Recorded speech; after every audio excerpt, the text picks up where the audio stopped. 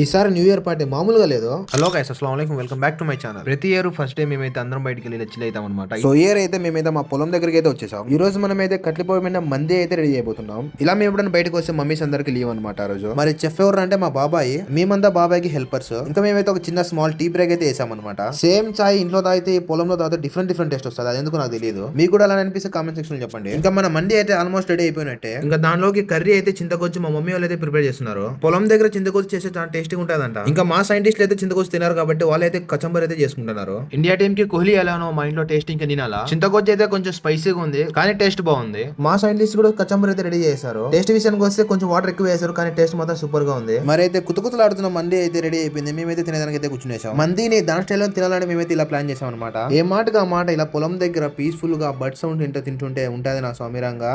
ఆవా super. అంటే మీరైతే చూడటమే కాదని వీడియోని లైక్ చేయండి. Please subscribe to my channel. Afan vlogs. ప్యూ ప్యూ.